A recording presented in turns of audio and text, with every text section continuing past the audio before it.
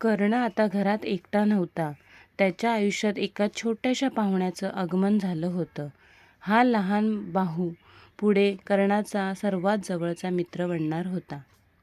नमस्कार मित्रांनो आणि मैत्रिणींनो, कथा सफर मराठीमध्ये तुमचं मनपूर्वक स्वागत. मागील भागात आपण पाहिलं, कर्णाची धनुर्विद्येवरील ओढ दिवसेंदिवस वाढत होती. आज पाहूया कर्णाच्या आयुष्यात आलेल्या एका नव्या व्यक्तीची गोष्ट. दिवस पुढे सरकत होते. कर्ण आता थोडा मोठा झाला होता. त्याच्या चेहऱ्यावरचं तेज आणि मनातली जिद्द दोन्ही दिवसेंदिवस वाढत होती.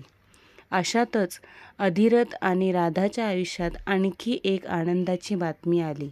राधाने एका गोंडस मुलाला जन्म दिला. त्याचं नाव ठेवलं शोण. शोण घरात आल्यापासून घरातला आनंद आणखी वाढला. कर्ण तर पहिल्याच दिवसापासून शोणावर जीवापाड प्रेम करू लागला. तो त्याला कडेवर घ्यायचा, त्याच्यासोबत खेळायचा आणि कोणी त्याला रडवलं तर सगळ्यात आधी धावत जाणारा कर्णच असायचा. शोणही मोठ्या भावामागे सावलीसारखा फिरायचा. दोघे भाऊ दिवसभर गावभर फिरायचे. नदी किनारी बसायचे, झाडांवरची फळं तोडायचे आणि संध्याकाळ झाली की हसत खेळत घरी जायचे. एक दिवस कर्णाने स्वतः तयार केलेलं छोटंसं लाकडी धनुष्य शोणाला दाखवलं. शोणाच्या डोळ्यात कुतूहल होतं. तो हसत म्हणाला, "दादा, मला पण शिकव ना." कर्ण हसला आणि म्हणाला, "आधी तू मोठा हो, मग आपण दोघं मिळून शिकू." हे ऐकून राधा आणि अधिरथ दोघेही हसू लागले. पण अधिरथच्या मनात एक वेगळाच विचार सुरू होता. त्याला जाणवत होतं, कर्णाचा धनुर्विद्येकडे असलेला ओढा दिवसेंदिवस वाढत चालला आहे. काही दिवसांनी राजदरबारातून अधिरथला हस्तिनापुराला जाण्याचा निरोप आला. तो रथ तयार करू लागला. हे पाहून कर्ण धावत आला. "बाबा, मी पण येऊ का?" त्याच्या मागोमाग छोटा शोणही धावत आला. मी पण."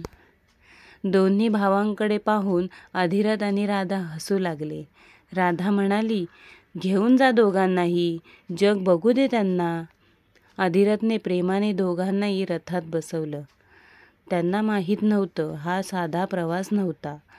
याच प्रवासात कर्ण पहिल्यांदा अशा गोष्टी पाहणार होता, ज्या त्याच्या संपूर्ण आयुष्याची दिशा बदलून टाकणार होत्या. हस्तिनापूरमध्ये कर्णाने असं काय पाहिलं, ज्यामुळे त्याच्या मनात एकच ध्यास निर्माण झाला? हे आपण पाहू पुढील भागात. व्हिडिओ आवडला असेल तर लाईक करा. कमेंटमध्ये तुमचं मत नक्की सांगा.